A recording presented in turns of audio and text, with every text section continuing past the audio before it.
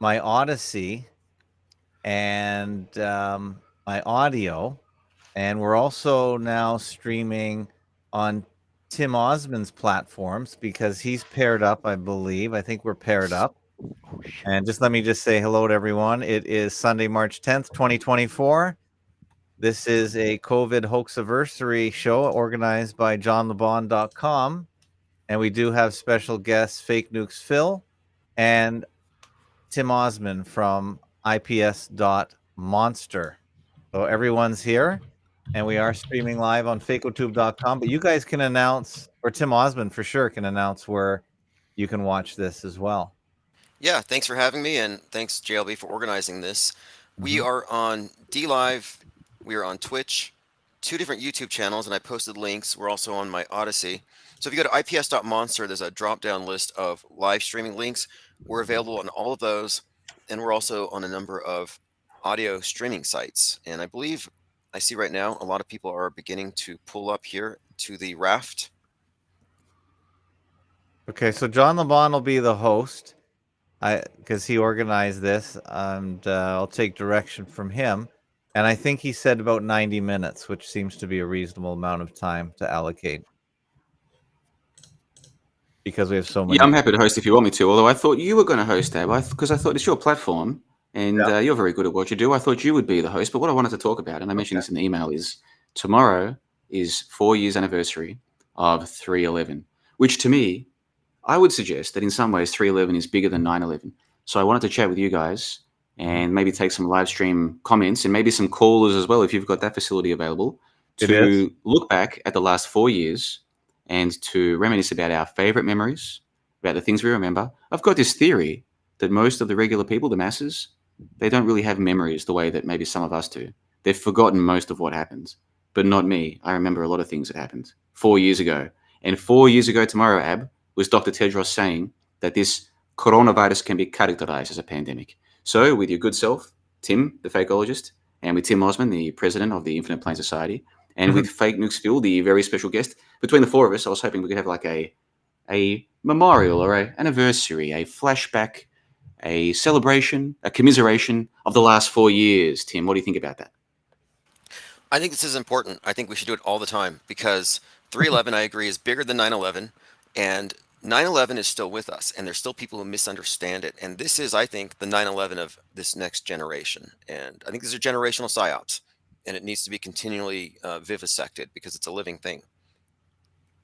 So, And I is there some way that the listeners can leave comments if they're not previously using fakeologist.com? Because I love to read out the comments, and there's some good. We had some excellent commenters there on the warm up show. So, where can they go to leave their comments as they listen live? Well, probably the best place if they want them to be part of the permanent video is on FakeOtube, fakeotube.com. They can just sign up and it's auto verification if you just verify your email. Otherwise, if they want to just see it on the screen and scroll by, they can come to the Fakeologist YouTube or the Tim Osmond YouTube because those YouTube comments are linked and they're showing up on the screen now. Oh, so And you're streaming on YouTube right now. yeah, I am on YouTube. Awesome, awesome. Can I put a link to your stream? Because I don't want to stream this because we're going to talk about some very controversial topics, and I don't want to be kiboshed Okay. by YouTube. So if you tell me your YouTube stream, I can send them over there, and I can read the comments that they leave in your live stream chat. Because I want to end my live stream because we're going Okay. to get to some very controversial stuff. You can type And fake11.com/YouTube. Wait, maybe not. Fake11.com/YouTube1. Let me just check.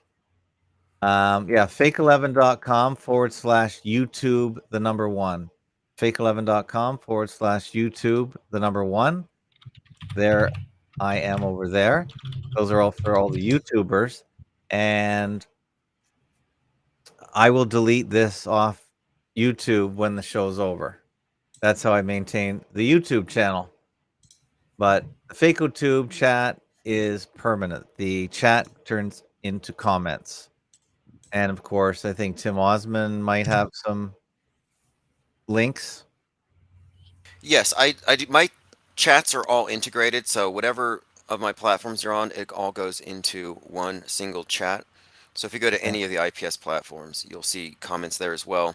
A lot of people like Twitch because of it's stable. Yeah. But so the comments on Twitch, I don't have a Twitch. I got knocked off Twitch, but I haven't reinstituted. But I see the comments flying by, so we can read them there.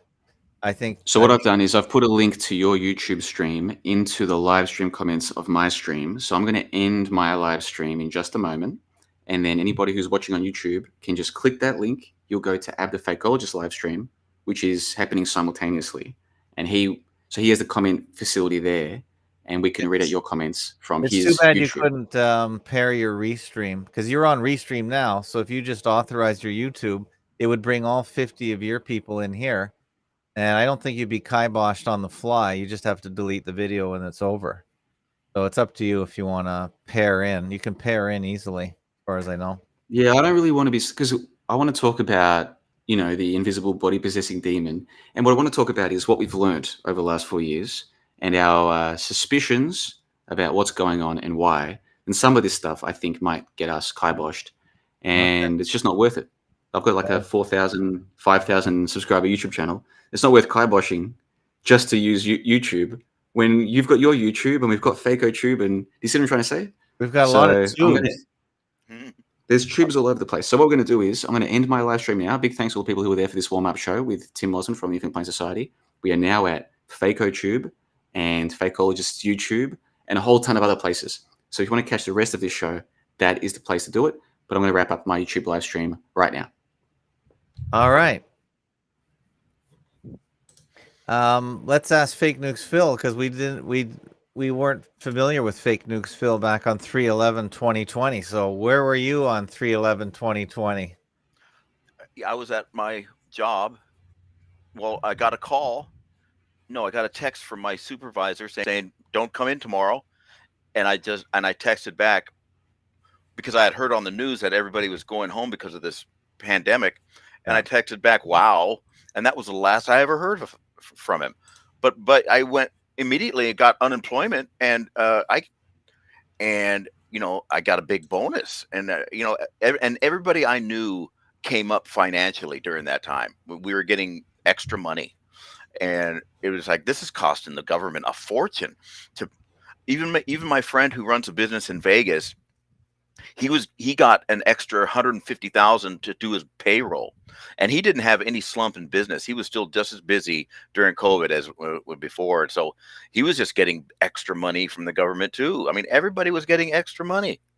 Hold time 24 seconds.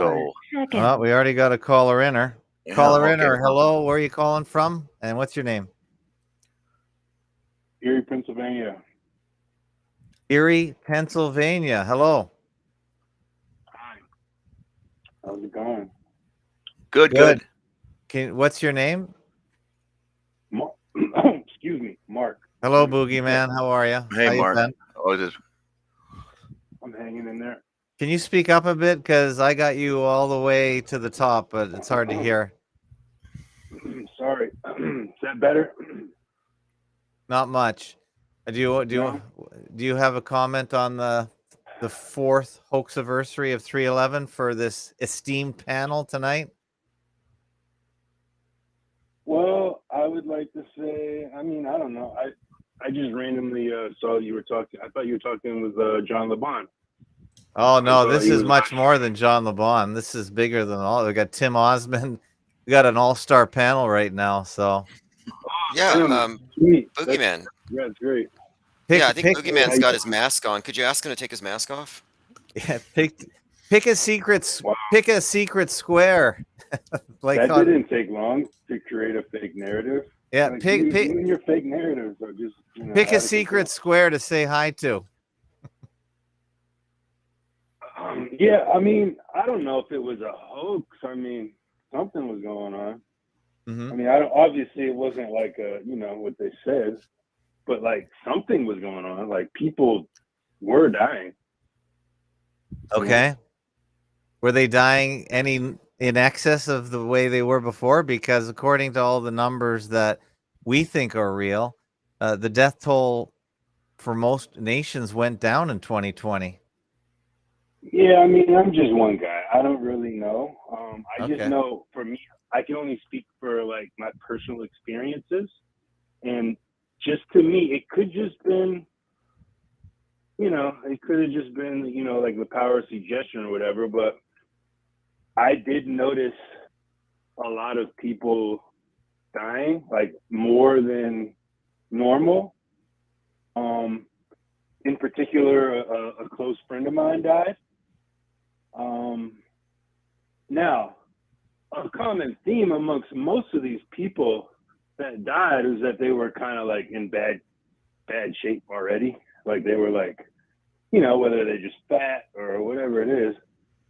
But nonetheless, I did notice more, and that was the thing I noticed that I would say is like, like where people will tell me such and such died. I was like, well, weren't they, they were already in pretty bad shape.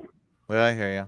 So, all right. Can you just ask one quick question? Because I don't want to lose my esteemed panel here. So, could you just ask, do you have any questions of the panel here, or can we proceed with the show? I just want to keep things moving at a quick pace, if you don't mind.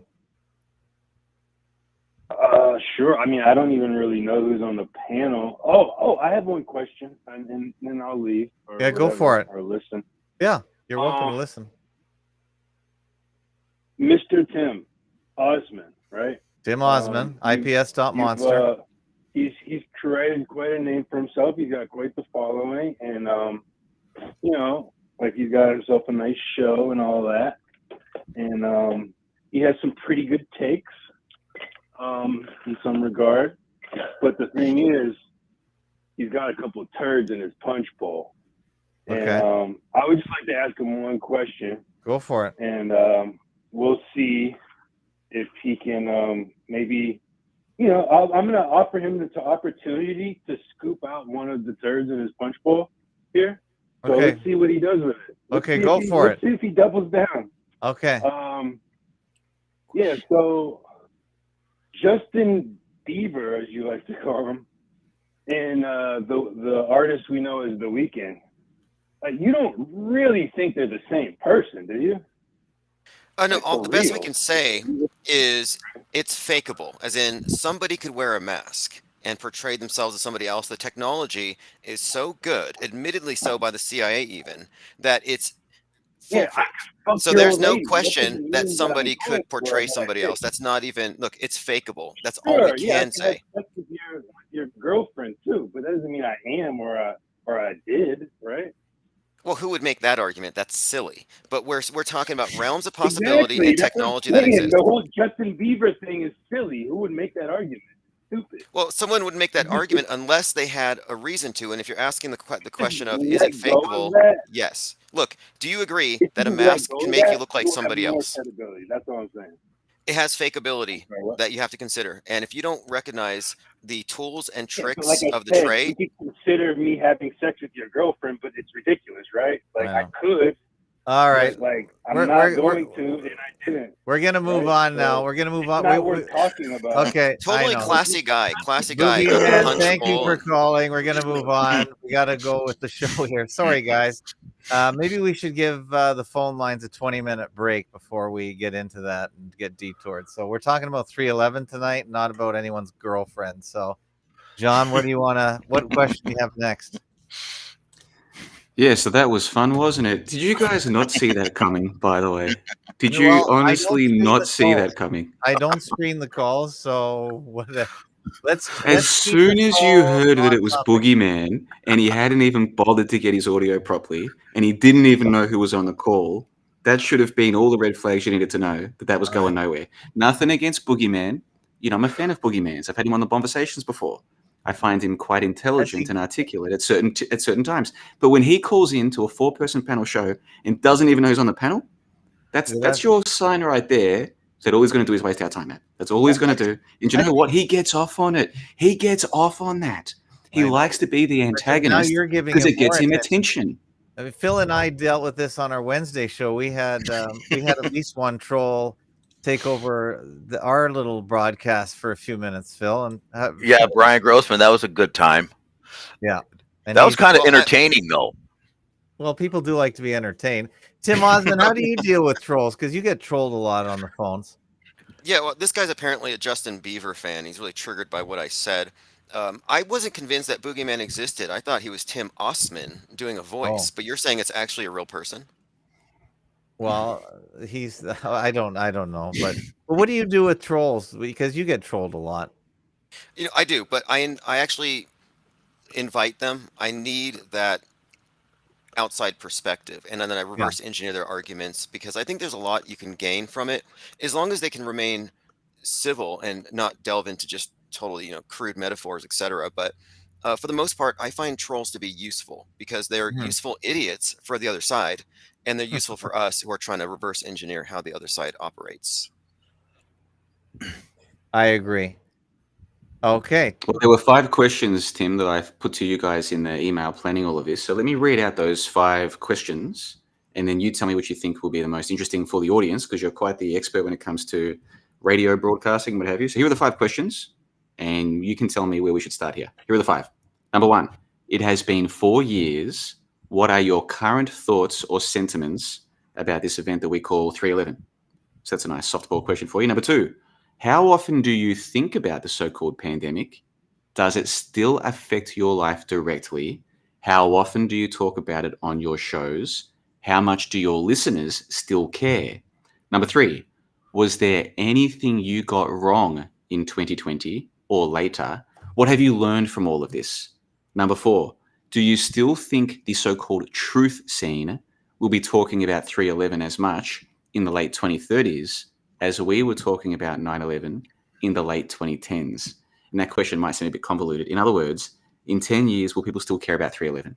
Will they? That's my question to you guys. In question number 5, and I think this is the most interesting one, the 311 sinks, such as Colony Season 3, Episode 11, and Seattle will be the ground zero for the rebuild of civilization, right? 311.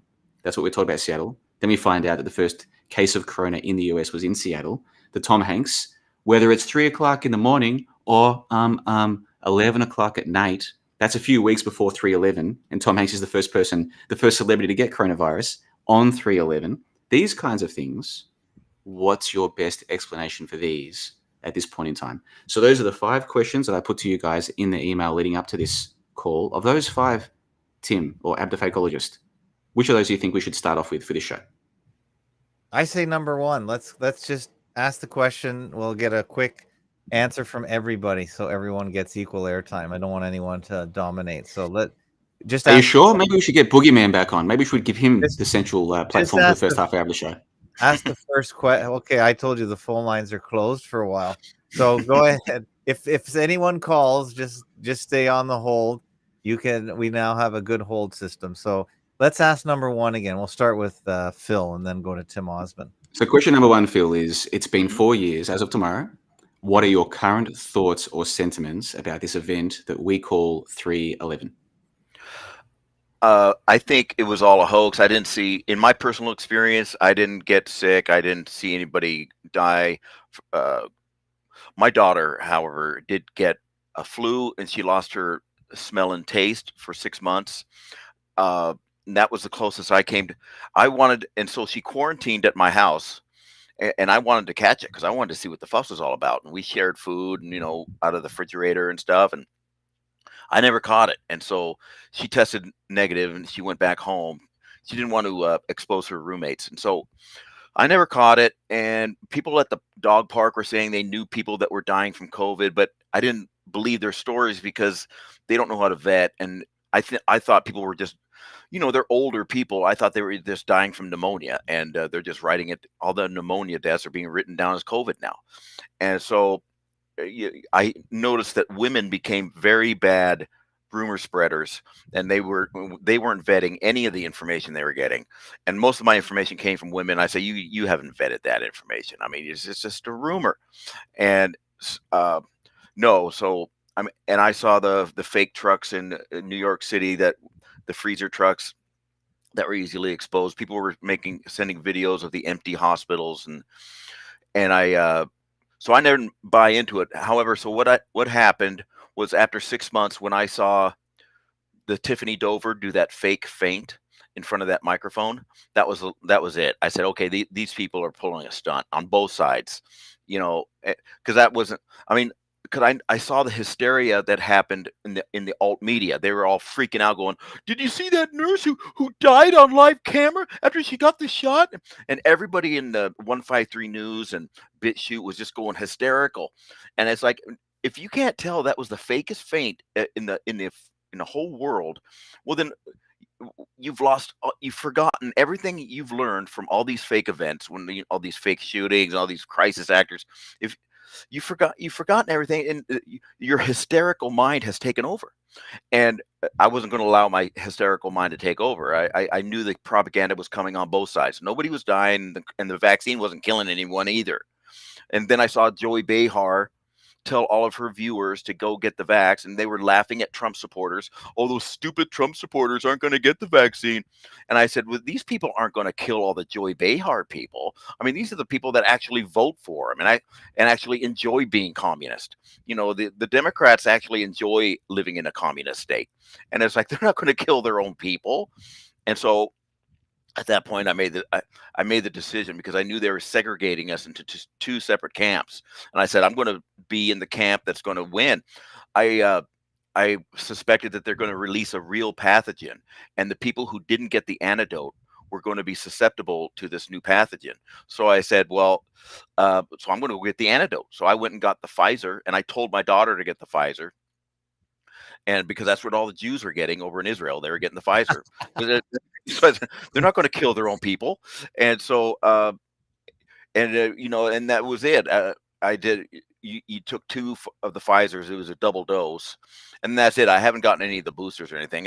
My interest has lower, and now I just don't care about the topic. People have used it as a weaponized term. It's like calling me a racist. People get in the comment section and they say, Phil, why don't you just admit you got the jab? How come you don't? It's like people, like, they use the word racist. Phil, why don't you just admit you're racist? Phil. So people are using it as a weaponized topic, and so since Phil got the jab, you can just disregard everything he's ever said. It's like, whatever, that's a communist tactic, and to silence speech. And I can explain my reasoning exactly why I got the jab, because and to this day, the mass die-off that all these hysterical people were predicting never happened. And so I expect an apology from Alex Jones and from all these hysterical media types that were predicting, oh my gosh, it's going to be 3 billion people are going to die. It's like, all those people that were spreading those hysterical rumors need to apologize now. And it would. So what was the COVID thing all about? I don't know.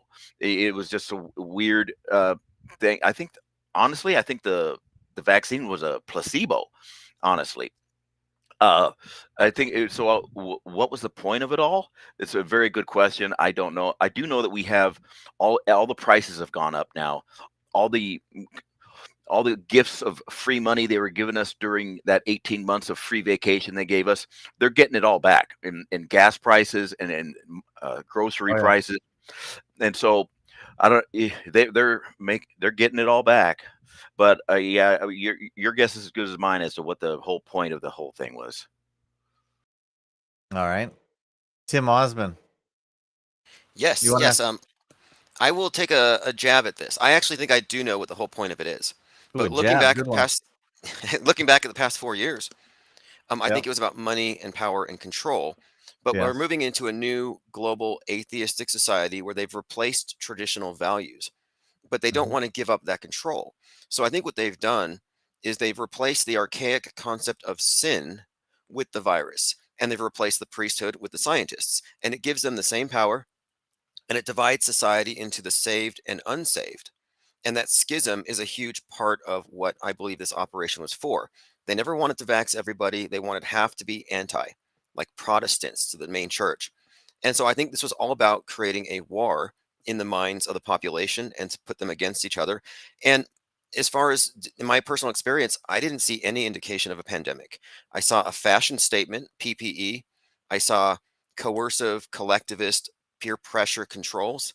I saw a lot of shame of the non-believers, misinformation, heretics. But to me, this was a mind war and the installation of a new religion.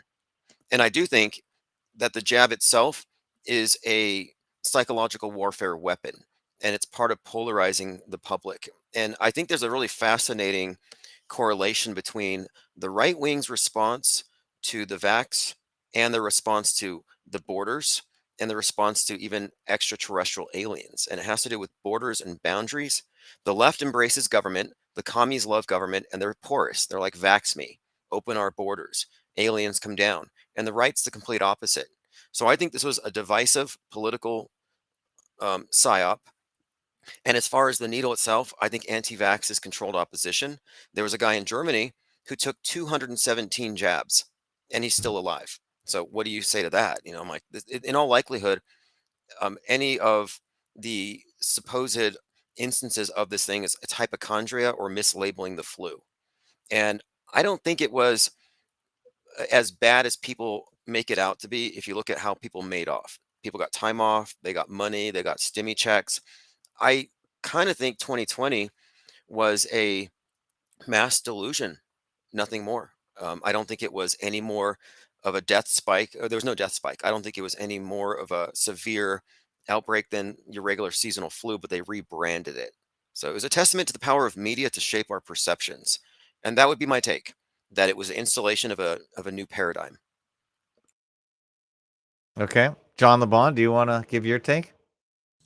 Well, I'd love to, but first I'd like to read some comments from the live stream chat over at the Fakeologist YouTube, which is live streaming this right now. Boris Negrarosa says, why do Americans label everything they dislike as communism? I think that question is directed at you there, Fake Nukes Phil. Fake Nukes looks like he just fell off the call, so you'll have to get that question later. Okay. Next. All right, then. So Skate and Destroy says, my neighbors let their dogs poo on our lawns too. They are definitely commies. Yeah. Ab, do you have some antagonists who follow your work over at YouTube, perchance? I don't have any work on YouTube, so I don't know about that. I don't think that was directed at me either. So I think that was for Phil. But Phil is I can answer back. as an American. As an American. Oh yeah, you're an American. Yeah. Okay. When we say communist, yeah. Well, what we're talking when you say communist, it's like lowercase c, and it's a catch-all phrase for collectivist control freaks that don't believe in private property and believe that the individual person is basically a super spreader. We're a polluter. But anyway, so communist is collectivists who are anti-freedom. Easy. I agree. I think communism is the war against decent people, the elimination of decent people. Like in World War II, the Japanese were the most decent people in Asia, and the Chinese communists had to eliminate them. And that's why America went over and helped the Chinese communists win the war. And the Germans were the most decent people in Europe, and the Soviets wanted to destroy them. And so we Americans went over and helped the Soviets destroy the decent people of Germany. And General Patton said himself, when he got over to Germany, he said, these people are the most decent people in Europe. And he said, we fought the wrong enemy. And so, communism, forget about the economic or the labor aspect of communism. It's a war against decent people. It's a satanic political ideology. And the Christians are decent people, and that's why they do get slapped around a lot, because they don't fight back either. So I'm getting that feeling as well. But why don't we get back on topic, John, and answer your own question? All right, so a couple more comments from the live stream chat, because I'd like to encourage this back and forth between us and the listeners. Matt X says, well, I have another we got call nothing in the UK. You want to take the other call then? If you want to just... Yeah, I want to take the other call, but let's take some odds first. I give you even money that it's Boogeyman again. No, it's not. It's not Boogeyman. All right, let's take the call. Let's see. Okay, you have to... Okay, here we go. Okay. Hold time, 3 minutes, 40 seconds. Caller in, or welcome to the show. Where are you calling from, and what's your first name? Caller in, or go ahead. Hey, it's Dusty. Hey, caller in, or where are you calling from?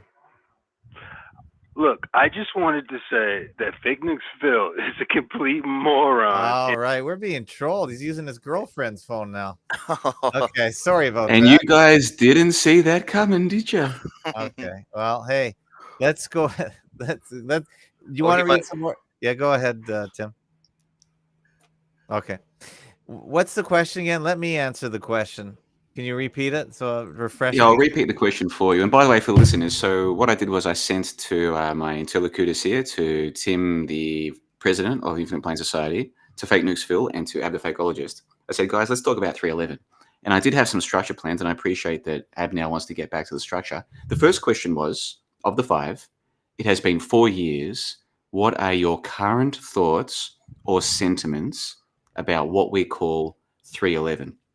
And of course, 311, to some of us, hopefully all of us on the panel, 311 is like the term or the title that we give the whole thing. So the news stories about a deadly, invisible, body-possessing demon, because some guy had it bad in China, the rules and regulations and policies that followed, the claims in the alternative media that there was going to be a mass die-off due to my jibby-jabbies. All of this comes under the umbrella of 311. So what I'm asking you guys and the listeners as well is, today, on the 4-year or the day before the 4-year anniversary of 311, broadly speaking, what are your thoughts and sentiments about 311? That's the question, Ab the Fakeologist. Okay. Well, I think it was a tremendous operation to do many things, but I think the main thing was to create a biosecurity state because they want to bring in a whole managed worldwide economy, from a piece of dirt to a piece of cheese to a widget to a car to a tree. They literally think they have enough technological horsepower to inventorize everything on Earth and to control its direction and control every aspect of it. And that's an awesome, awesome, awesome task if you think about it. First, they got to figure out a way to pay for all that. And second, they have to figure out a way to get everyone to go along with it, because there's a lot of people that don't go along with many things that government wants to do. Mainly Americans. Americans are sort of the wild horses of the world, where Canadians and many other Commonwealth country people will do whatever you want them to, as long as it makes sort of makes sense for the collective. So you have to invent and prey upon people's greatest fear, and that is their fear of death. And they have done a time and tested method of getting people afraid, and that is this whole virus paradigm, which is a takeoff of the old demonology, where most people in the past thought when people got sick, it's because they were possessed by demons. So then demons have a very religious connotation. They know half the world, at least the Western world, is moving away from religion. So they have to invent another invisible thing, and that they call a virus. And virus has always been the catch-all when the bacteria that we can actually see weren't considered the cause, because they gave this thing called penicillin or antibiotics. They said, well, none of this works because it's a virus. So that's sort of the catch-all for we don't have any medicine for that, and you have to just go home and rest. I mean, most people in the Western world understand. They've heard that before. So they needed this. They needed this invention, and they really used their worldwide control of different outlets of the media in different countries. And it was a long process, but they finally figured they had the technology, they had the organization, and they had the worldwide gullibility based on old psyops of the past, like 9/11, JFK, the moon hoax. So they had a real good feeling that this was probably going to work. And they implemented it. And to be honest, if you step back as a non-fakeologist, the execution was awesome. You never saw such synchronicity around the world of even the deepest, darkest places following along with this program. It was just awesome. And there are very few organizations in the world that could pull this off. But the main one that most people are familiar with in the United States is the military. There is no bigger complex in the entire world than the United States military. So they had to be behind it, because no one else has the infrastructure, the organization, the hierarchy to do this. And turns out 4 years later, one of my favorite writers does illustrate how, using different laws, this was implemented to literally allow for a military coup in the United States and spread it worldwide, because who's in every country besides McDonald's? The United States military. They have an operating theater in every single country except maybe a few. And we are in year 4 of at least a 10-year plan, and it's working brilliantly still to bring in this biosecurity state. Now, whether or not you think that what the injection is toxic or not is really difficult to discern, because everyone has so many other complications and confounding factors. It's really very difficult to prove. Very difficult. But I still think that it is toxic to some people. And if I was implementing this, you would not poison the whole world at once. That would be insane, because you do need people, and people would realize it. But if you just poison a small number of people where it's really not discernible to the average death rate, maybe just bump it up just a wee bit, but just at the same time execute a medical test where you can try all kinds of different formulas in this permission that you got, because you're probably only going to get 2 shots per person, because people are going to catch on, the negativity will spread, and the experiment will have to come to a close where only the hardliners that believe in Western medicine are going to keep going. So you only have 1 or 2 shots at this whole thing, and I think they did implement it. So there are other financial aspects where they wanted to try a different economic model where they flood the entire world with excess liquidity of cash. And they've done that as well. And now we're seeing the results of that, which is just sort of a Weimar Republic where there's excess cash flying all over the place, causing massive inflation. And it's an ongoing operation, because most people, except our little corner, have not caught on to what's happening. It's so big. It's just awesome. You have to sit back as a fakeologist type and just marvel at the incredible scale and scope of this operation. And I could go on, but I'll leave it at that. Well, we've got some terrific comments in the live stream chat. Linda Curtis says that 2020 allowed us to see just how much of the population are consensus driven. Did you find this, Ab the Fakeologist, that 2020 and how people responded to the supposed pandemic?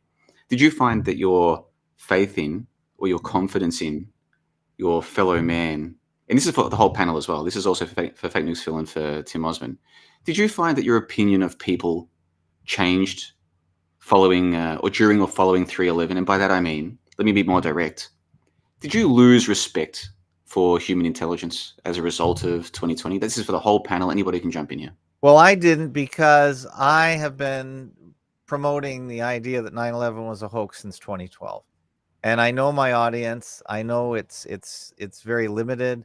I know the success rate of talking to other people is extremely limited.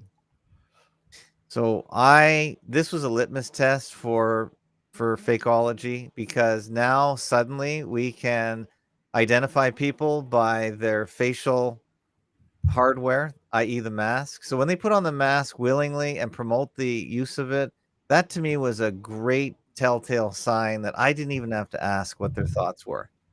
Not even. So you could almost gauge the person's gullibility based on where they located the mask on their face. So if the mask was up to their eyeballs, they're hardcore. If they lowered it below their nose, they were just going along.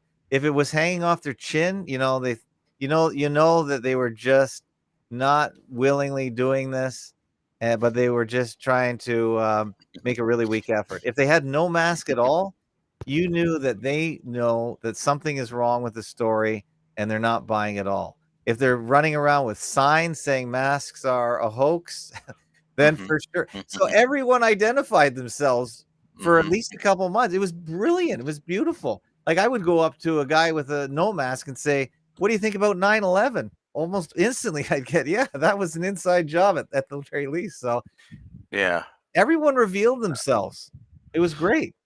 that is a good point. Yeah. Phil, what do you think? So, yeah, I just noticed the women really bought it hands down, and most women. I don't want to talk about Miss Maskless. I mean, she's my friend on BitChute. I know she didn't fall for it, but wow, I mean, the girls at the dog park, they just really thought it was real, and wow, it's like Dog park. and yeah, Their that's dogs were wearing masks. That's yeah, when you really know they're nuts. yeah, yeah, yeah.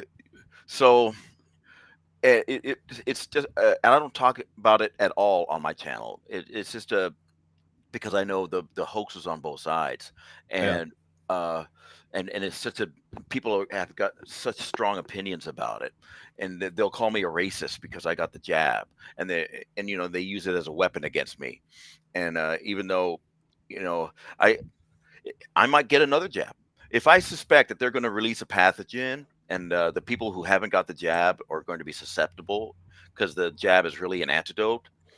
I might get another one. I'm not saying I won't, because it's still in the back of my mind, because the people that won't get the jab are exactly the people that they want gone, because they're the ones who don't trust the government and who question the media.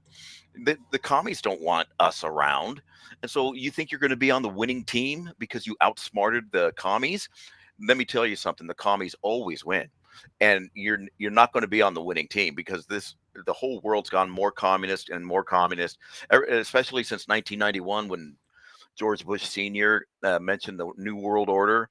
What he was talking about is we're going to start, because that was about the fake collapse of the Soviet Union, and everybody thought the Soviet Union had failed. It's like, no, it didn't. It just rebranded itself and renamed itself, and it's just been full commie ever. And they're not even hiding it anymore. They're teaching our kids all this gay shit in school, and they're teaching. It's gone full speed since 1991, and way worse. And people are noticing it. Oh, so your audio cut out. It's like, Oh, there you go. You're back. okay. Your audio Am cut I out, back but on?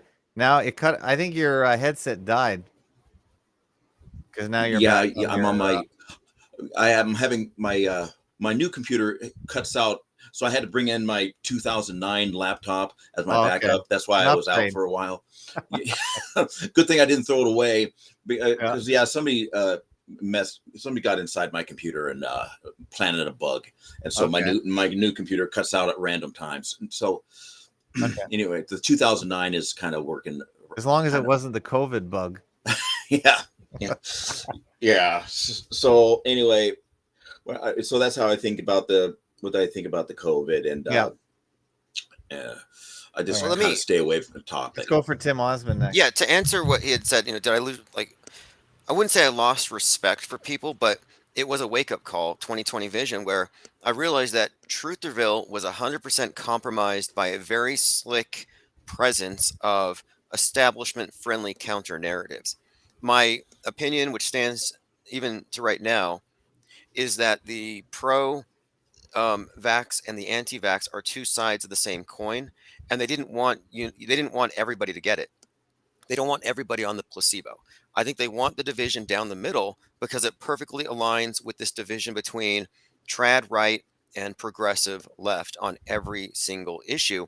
But more importantly, I think that the virus and the vax is a red herring, that the real purpose to this was clearing our commons, not our air that we breathe, our physical environments, but rather cyberspace. Because you'll notice they went right from the pandemic into censorship and censorship of discussion about it. That was the agenda. So the fake virus came and went, but you know what's sticking with us?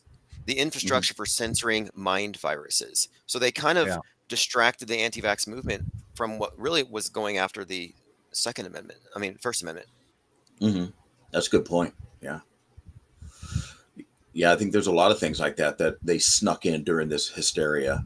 When people are in a hysterical state of mind, they can get away with a lot of stuff behind our backs. And a lot of this propaganda, this news media stuff, is all based on hysteria. And I think I know why. It lulls us into an even dumber down state, and they get away with a lot of stuff. Panic. So if I'm hearing you guys properly, you're saying that you didn't really lose too much respect or belief in your fellow man. So let me put it to you like this, how I feel about it, and tell me if this makes sense to you. Up until 2020, I understood that most people are fairly simple and they'll generally believe whatever the TV or their experts tell them and they'll go with the crowd. I already worked all of that out in the years leading up to that. But it wasn't until 2020 and what followed as a result of 311 that I realized that even the more intelligent of the regular folks, even the more intelligent of the supposedly awake people, they're dumb as rocks. The lights are on, but nobody's home.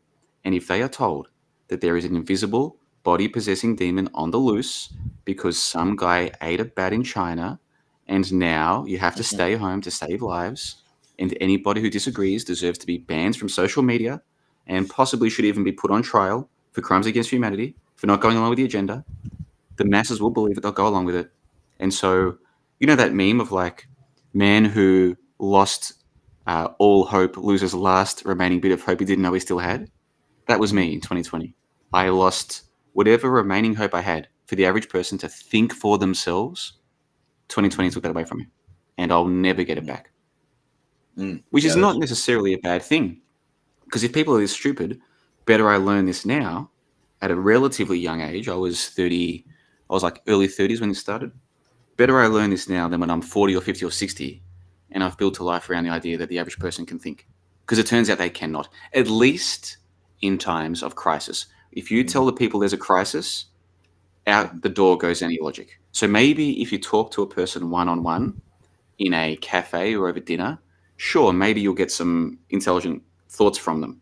But the moment there is a panic, a hysteria, and they think they're part of a collective fighting against an enemy, in this case, an invisible body-possessing demon, at that point, there is no logic, there is no reasoning, there is no thought. This person is now an agent of the state, just like in the Matrix. That's my opinion. That's one of the things I learned from 2020. Okay, what do you guys think about that? Am I think going what too you far? Am I being too cynical? Am I too black-pilled? You tell me. no, you know what? I spot. think I was just saying he's saying that he lost respect for the average person, and I don't know if I'd use the word I lost respect for their intelligence. Like I don't think they're dumb, but they're clearly reality compromised in a bad way. And so I walked away from it realizing all these people who are following the news have basically become religious fundamentalists. They don't know they have a religious mindset. So it really got me to reset how I look at media. And now I look at it as the state church. Okay. Well, in the live stream chat, Benton says epic live stream, and there have been some terrific comments. So I know the time is relatively short. We don't have all the time in the world. So I want to get through these questions if that's cool with you guys. But keep the live stream comments coming through. Did you answer There's the some question, terrific comments Sean? in there. So I guess you Did did. I answer the question? Yeah, I answered the question. So Okay. I'm telling you, Ab, I'm trying to tell you, like man to man, I'm opening up to you here. I have lost this sense that the other humans, because I see myself as a human, I used to have a sense that even if we disagreed on certain topics, or we had different visions and dreams of what to do with our lives, or different political philosophies of how things should be, despite all of that, there was some common essence that I shared with these other creatures. And what happened in 311, 2020, and the years following that led me to realize I'm actually kind of isolated from the others. I can still go out and have fun with them. I can still go out and hang out with them, drink beers, watch sports ball, have dinner. All of these things, it's not a problem. But on a fundamental level, I am not with these people, they're not with me. And not just the normies, even most of the so-called awake people as well. And so that is something that I don't think I'll ever fully move on from, this idea of ultimately, when it's all said and done, the lights are on, but is there anybody home? No. In my opinion, the answer is no. That's just a simple fact I've had to face. Let's move on to question number 2 now, if that's all right with you, because time is of the essence here, Tim. So question number 2, and this one we can just get through quickly because the real juicy questions are coming later. But question number 2, and this is for all of you guys on the panel. How often do you still think about the pandemic? Obviously, today we're doing a live show about it that we planned ahead of time. But outside of this kind of thing, how often do you think about the pandemic? Does it still affect your life directly? How often do you talk about it on your shows? How much do your listeners still care about it? So let's go to Tim first. Tim Osmond from the Infinite Plane Society. Then we'll get Ab and Phil's opinions on this. Basically, what I'm asking you is, 4 years on, how much do you think about this? How much do your listeners care about this? Does it affect your life? Let's go to Tim Osmond from the Infinite Plane Society. Okay, it doesn't affect my life other than it's now just an accepted belief. It never got refuted effectively, so now it's just part of life. And I see it. I see people wearing masks, and I'm like, okay, well, we can't change that. The damage is irreversible. Do I still think about it? No, it's stale propaganda, and I find the people who are still hooked on this issue just haven't moved on for some reason. But I think that not moving on is a mistake because there are agenda, which is mind virus censorship. So it's to me, it's stale, it's old. I've moved on, and the listeners, the auto hoaxers, the IPS think tank, they're not perturbed by it, and they don't care about it. We all have pandemic fatigue. That's a good word. You coined a good word. Who am I on? My mic out again? Yeah, you can go. You Why can don't you answer go next, the Phil? question if you want. Oh, okay. Is my mic on? Can you hear me? Yeah. Okay.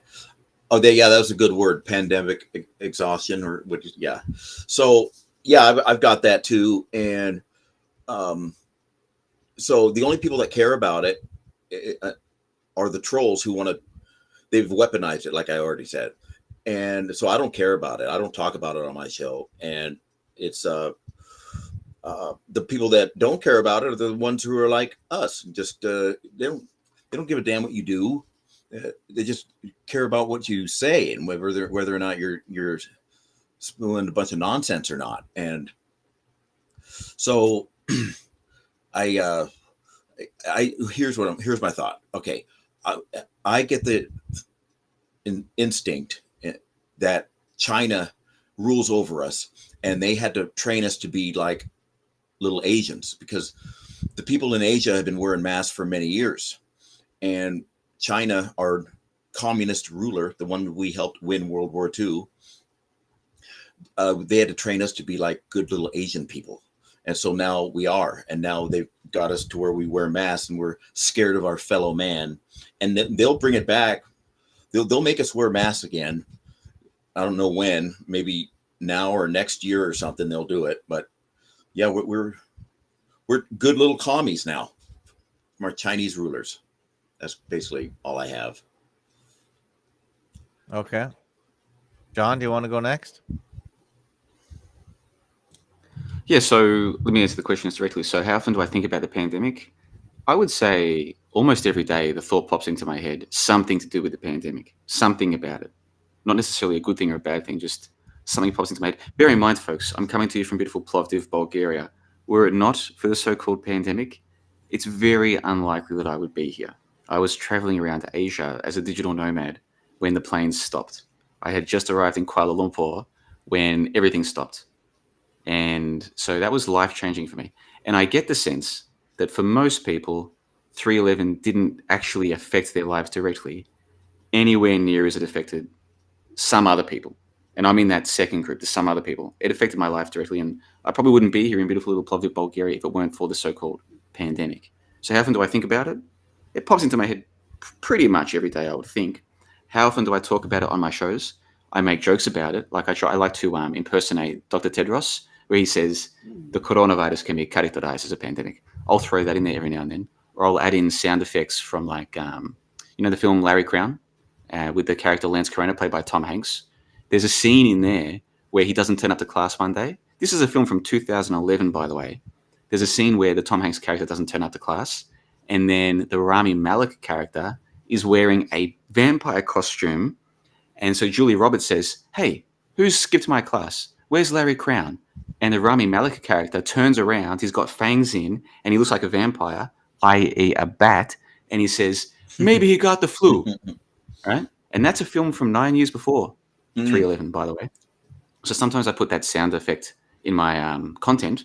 So 311 is a constant part of me, doing impersonations or using sound effects. So it comes up in my content a lot.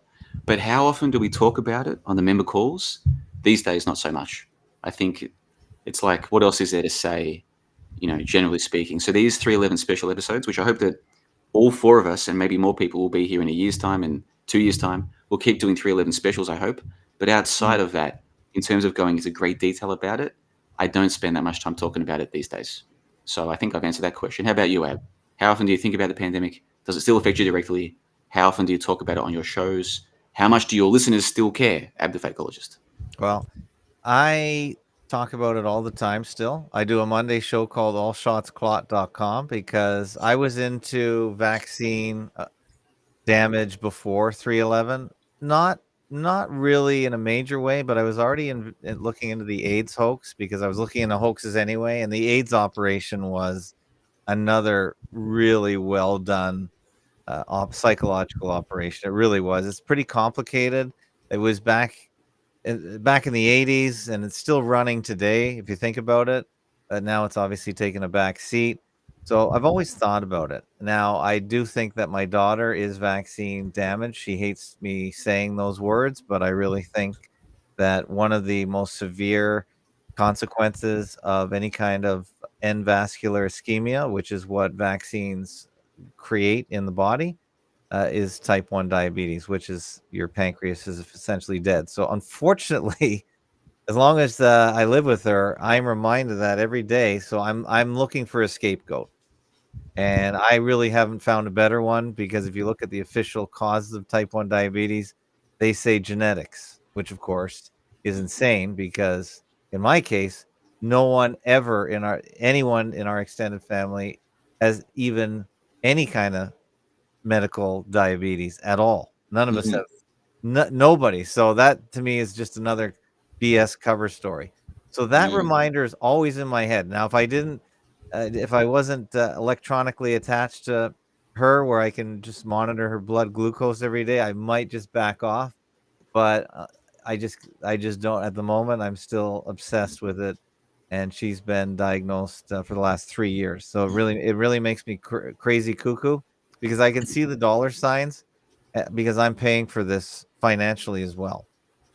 I feel for you. I know my step niece has nephew. I mean, my step nephew has type 1 diabetes, and he's 16 years old. They just diagnosed it. It's a life sentence. There's no way out. Yeah, it's awful. Yeah. It's a life sentence. It generates at least 25,000 a year for big pharma, which what I call them.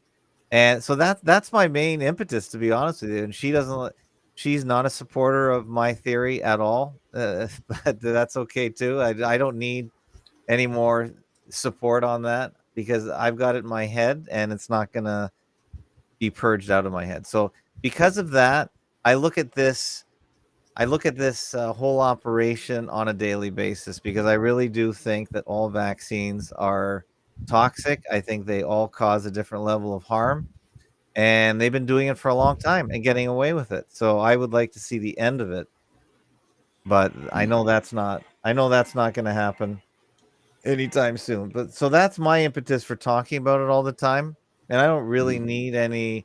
It's not really a fakeologist topic perfectly, so I have isolated it from my main blog and put it on its own blog because I know people are sick of talking about it, especially Americans because they got a very low dose of the COVID hoax.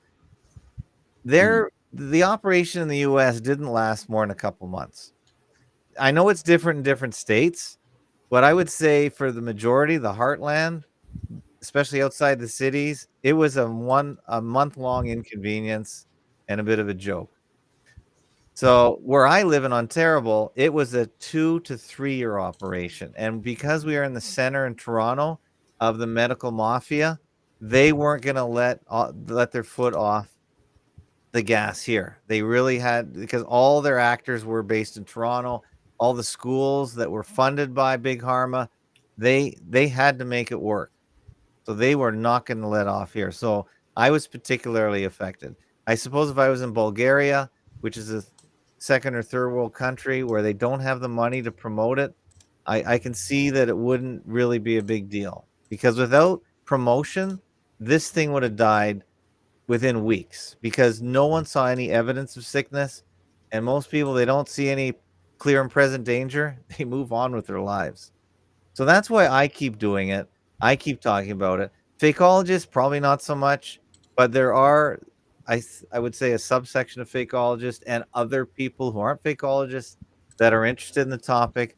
So I do talk about once a week, and I don't really see where I live because I also take care of my mother-in-law, and these people are also the number one victims, and they're still playing the masquerade game this week. And it does affect me because I will not wear the mask. I will not comply. I do not believe I'm contagious, but I have to deal with it on a weekly basis if I want to get in the old age home. And it's happening even in our hospitals. There was just a video today or last week where a woman went to a Toronto or an Ottawa area hospital. Ottawa is the capital of Canada, and she was told she couldn't get a mammogram because she would not wear the mask. So the COVIDians are still alive and well where I live. They are still pushing their cult, and it is still bothering people. So as soon as I see it all subside, and I don't see it subsiding, I'm going to still harp on it because I still think it's a big deal. And how about your listeners, Ab? So obviously you do your regular shows and you've got the audio chats that anybody can join and discuss things live on the air at fakeologist.com. When Yeah. you're doing your shows, do you have any sense of what percentage of your audience still wants you to talk about vaccine injuries and these other things? Is it a minority of your audience? Is it half of them, the majority of your Well, listenership? How many of them still want to keep listening to this kind of stuff? I would probably say not very many because most of my listeners are American. And then it goes UK. UK is being bothered probably on a larger scale than Americans. So UK people maybe, but I would say Americans are done with it. Maybe California, maybe New York State. They have more communist administrations because they want to really integrate into this new world order faster. I know Phil is in California. He can probably speak to that better because I don't follow his gubernator out there and what he's saying. You can't follow every clown in every jurisdiction, really. So I would say that's the answer. Not most fakeologists are done with it, and I don't blame them. I'm done with it. I don't like talking about it, but it's still in my face over here where I live. Just quickly, can I ask Tim Osmond the same question? Because we need to move on to the next question in just a moment. But first, this one, Tim. Of your audience, do you get a sense of how many people want to hear you talking about the topic? Like, obviously, it will come up every now and then as a tangential thing. But in terms of focusing on it, do you think some of your audience still wants to hear about it? Do you think maybe half of them? Like, roughly, do you get a sense of the proportions of people who still care? Okay, I've made it an effort here to quarantine the skeptics from what I consider to be alt media or MSM plus, and I consider the anti-vax issue to be part of the mainstream media ecosystem. In other words, it's part of the controlled opposition. So I've made an effort to actually outgroup or screen out those who still cling. It's like the fake death counts. I call them death clingers. The people who say, I know somebody who knows somebody who died. I'm like, okay, that's not evidence for my standards. So they can't sit with us. So I've been exclusive, but I do have a few militant anti-vax types who really want to have a voice. And I'm like, you know what? You don't have a case because we're going from pure skepticism. So specifically, the audience of the IPS is inoculated against that propaganda, and there's not a demand for it here. And if somebody is demanding it, it's like, you got to go to Trutherville because we don't serve that here. Mm-hmm. And then finally, Fake Nukes Phil. I know that you have been producing content for a shorter period of time than the other three of us on the panel. Mm-hmm. And you have produced over 1,000 videos. You've uploaded more than 1,000 videos on your BitChute in just a couple of years, which is crazy to me. Of your audience, do you have any sense of how many of them still care about this 311 stuff? I don't get a sense they don't care about it, and they don't. Yeah, we move on. I mean, we're ready if they try to do it again, and we are ready to go. But I think most of my audience agrees with me that these people that were on TikTok and pretending to have adverse reactions from the vax, those videos looked fake. I couldn't believe it. That's why I left 153 News, is because they were taking all these videos from TikTok as if they were real. It's like, can't you see that person is just pretending to have a convulsion? Like they would say, "Oh, I just took the shot an hour ago, and now I've got this twitch in my eye," and it's like, and you could tell that the person doing the video was just twitching her eye on purpose, but yet 153 News just fell for it, just right into the hysteria, and and plus Jason Boss wouldn't let me upload there because he thinks that secret Nazis rule the world, and it's like, it's like, no, Jason, the Germans were soundly defeated. There are no Nazis ruling the world. The people who destroyed Germany are the ones that are ruling the world. Okay, so let's get that clear right now. I know that's a topic that many people get tripped up on, but no, Germany was the last stand against this evil empire that produces all this fakery and all this Soviet propaganda that we're subjected to on a daily basis. So anyway, so yeah, so that's why I spend most of my time on these like the Israeli war and the Gaza. This thing in Gaza is just the fakest thing ever. And so it opens up, because we never noticed it before. It's always been fake over there. Well, actually, we have noticed it because we were exposing the ISIS hoax. Those beheadings were fake. The James Foley, it was fake.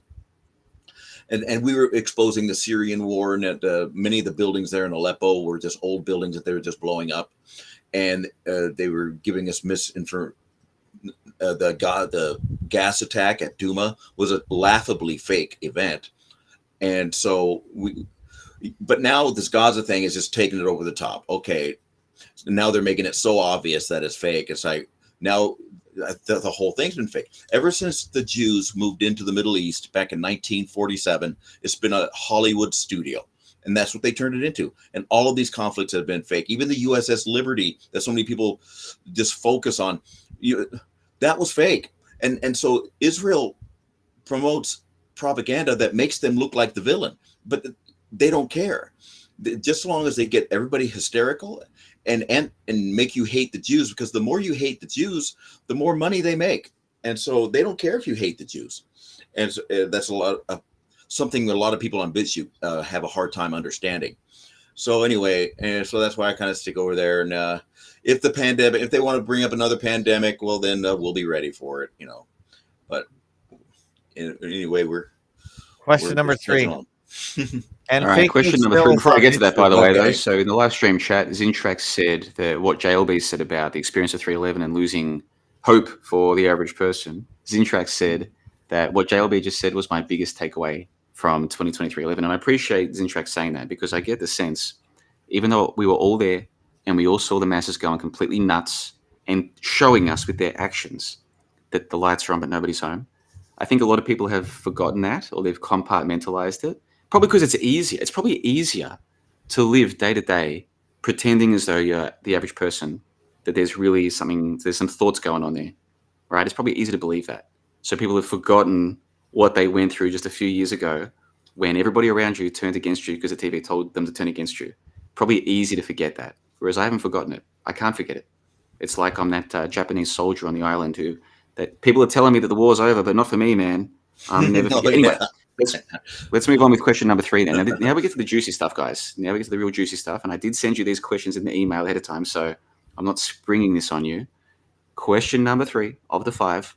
Was there anything you got wrong in 2020 or later? What have you learned from all of this? So in other words, 3/11 happens, and some guy ate a bat in China. There's an invisible body-possessing demon on the loose. The planes have stopped. People are told not to go to work. People are told to stay home. There's all this madness going on. And I think most of us got at least one thing wrong, multiple things wrong. We didn't know what was going to happen. Are they going to put the dissenters into camps? Are they going to shut down all the countries forever? Are they going to force us to get biometric passports or things implanted into our bodies? Is this the beginning of a one world order totalitarian takeover expose where they show us? We didn't know what was happening. So I think all of us were sort of just trying to make the best sense that we could of the information that we had. So what I'm asking is, back in 2020, did you get anything wrong in terms of what was going to happen next? Because I certainly did, which I'll talk about in a moment. But let me throw first. Let's go to you first there, Tim the Fakeologist. Ab the Fakeologist, I should say. Ab the Fakeologist.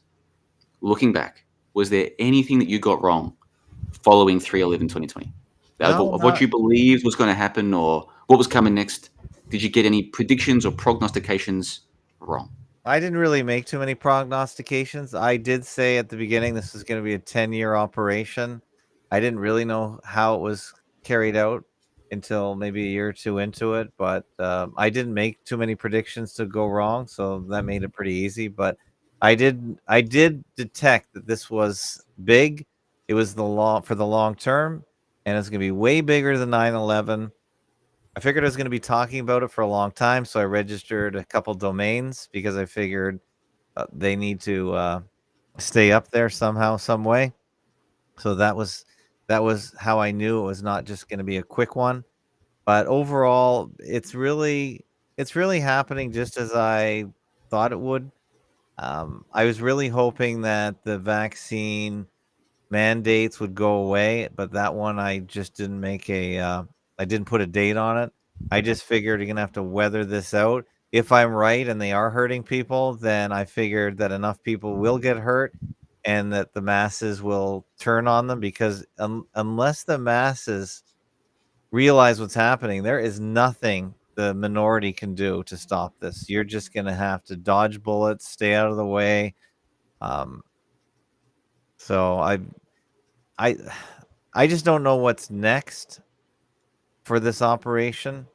I really don't. But I had a million ideas for what this was all about, and most of them are still happening. Um, so really, I didn't make enough predictions to worry about being wrong because I just didn't really make any. But the main one was this was going to last 10 years, and we're only in Did the you year. ever fall for the idea that there would be a mass die-off due to my jibby jabbers? Did you ever promote that idea? No, I never said it would be a mass die off. No, but Did you I ever think there would be? no, no. I just thought it would be more of the same of the normal. I thought the main difference was now they're vaccinating adults en masse. When you do children, especially babies, they can't give you any feedback. You just have to wait and see what physically happens to the baby. But overall, you're never. I was really hoping that this would be the end of vaccines. If this turned bad, I was hoping enough people would wait because I think people were realizing with the rise because the main topic with vaccines was autism before this started.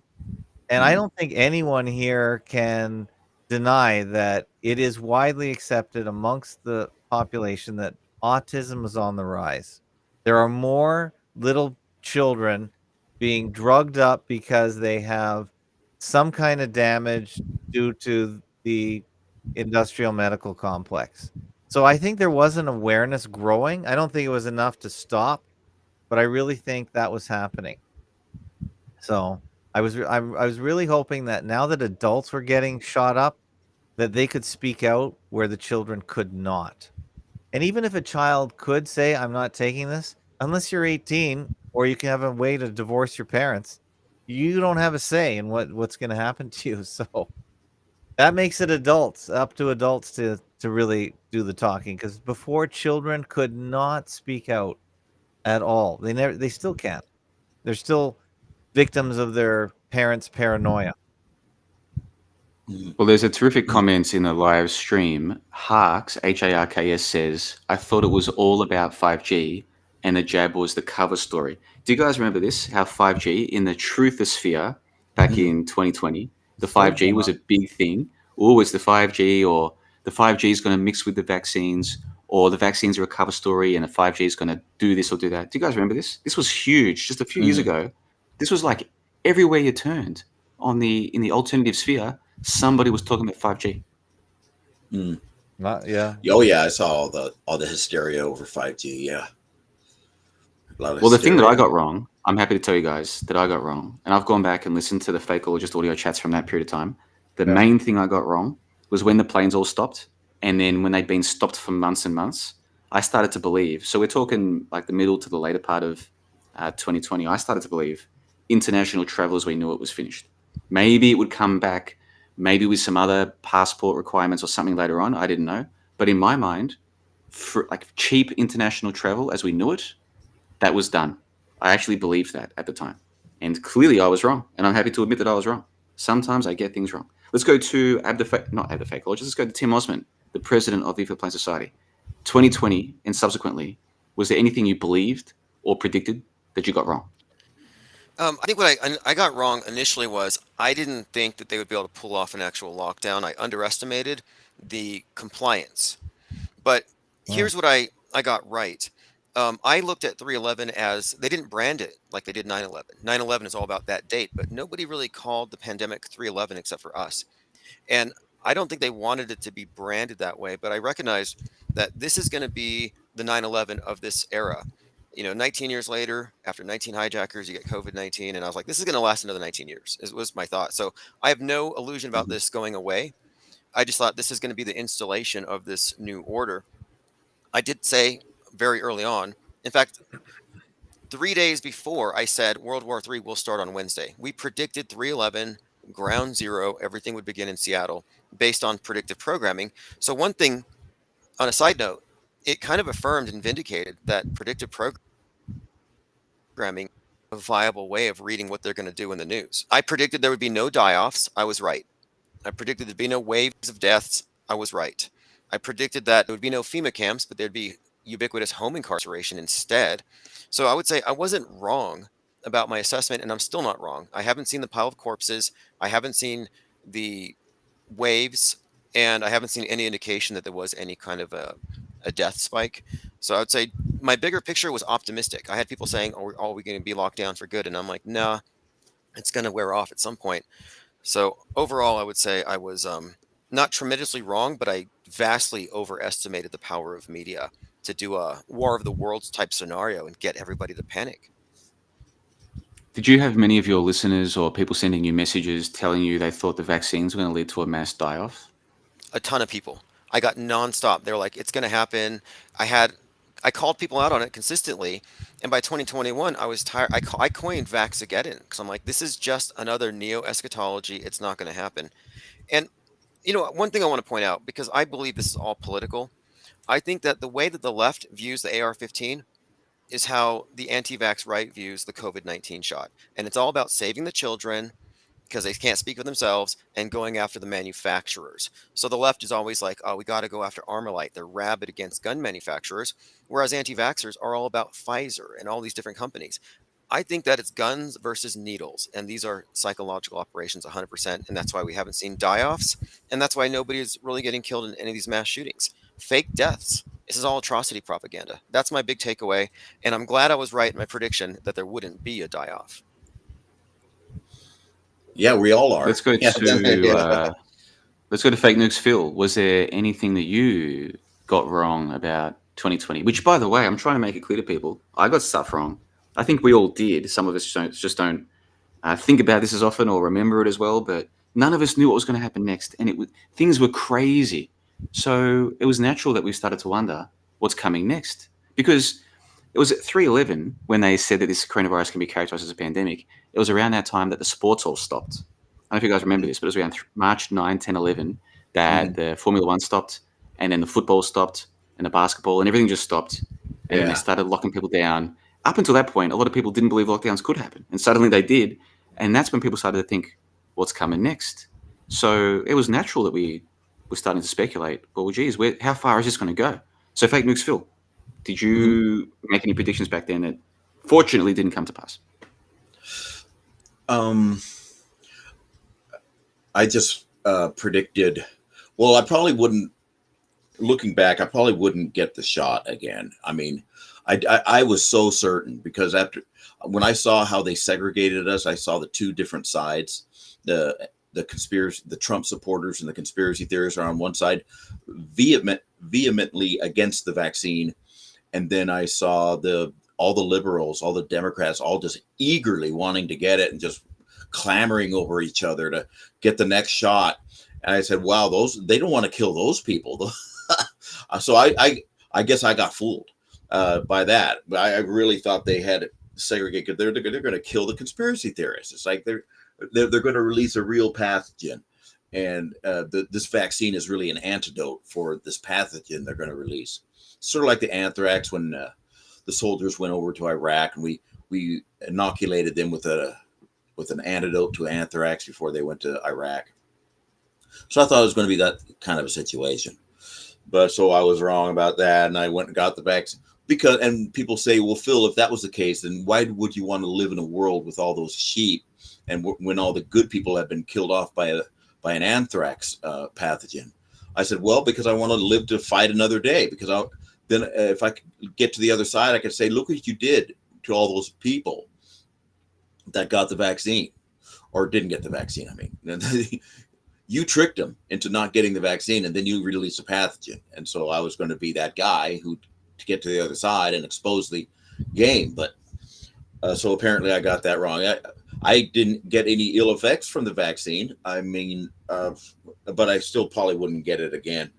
So that, and so in the meantime, I'm just trying to, the worldwide media has been controlled long before COVID. They've been lying to us about outer space. They've been lying to us about nuclear weapons. All countries of the world are involved in the nuclear weapons hoax. All countries of the world are involved in the NASA outer space hoax. It's so this is not new. It even goes before the war, when they were doing the gulags and the Holodomor. You know, the world did not hear about that because the international media was controlled even back in the 20s and 30s. And so this goes way back. And so the COVID is just yet another international hoax where all countries participated in it. It's just more normies saw it this time.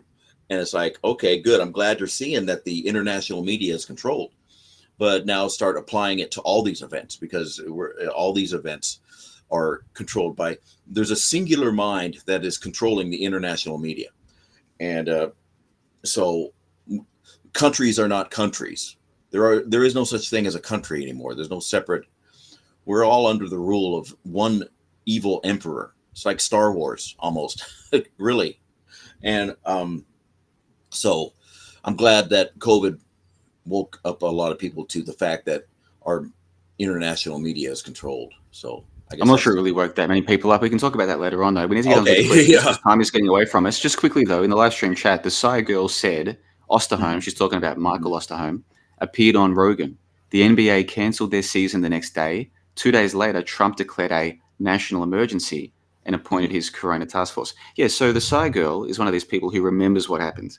They remember how in the space of a few days, it went from some news story to actual real life. The sports that we love are gone. Some of us love are gone. The jobs that some people work can't go there anymore. The freedoms that you thought you had, forget about them. And of course, at first it was 2 weeks to flatten my curves, but it didn't pan out that way. But that's what happened. And I put to you guys, and I put to most listeners here, if you remember this chain of events, if you remember the chronology, you're in the minority. Most people don't remember this stuff the way that some of us remember it. If you tell them, oh, do you remember how this happened? They'll be like, oh, yeah. Like, if you prompt them, they'll be able to tell you something. But in their own mind, there is no chronology of events and the sentiments at the time and how things changed. That's not how the average person's memory works. That's not how their minds work. I'll put to you that's because the lights are on, but nobody's home. Okay, let's move on to question number 4. Let's say, who should I throw to this time? I'll throw to... I can throw to you. Well, okay, I'll answer this one first. This one's question number 4. Do you think the truth scene will still be talking about 3/11 as much in the late 2030s as we were talking about 9/11 in the late 2010s? So in other words, on YouTube, there was this so-called truth movement circa 2012, 13, 14. That was on YouTube, people talking about the hoaxes and the fake shootings, whatever. And then there was fakeologist.com, there was Hoaxbusters Call, there was countless blogs and other places where people still spoke about 9/11. That was still the biggest event up until that point in time. So even by the late 2010s, 9/11 was still the big thing. What I'm asking is, and that's 15, 20 years afterwards. So what I'm asking is, do you think people, not including us in our yearly anniversary get-togethers, not including this kind of thing, outside of this, do you think people will still be talking about 3/11 as much in 10 years as people were talking about 9/11 a few years ago? My answer is no. I don't think they will be. I don't think this will be the big thing. I think either something else will have happened by then, or most people will have forgotten, or they'll have tried to forget.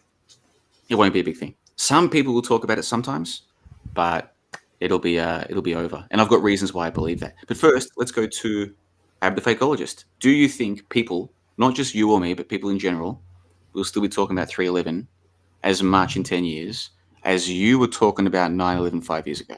That is 15 years after the fact. Well, I think they might not be talking about it directly, but indirectly, yes.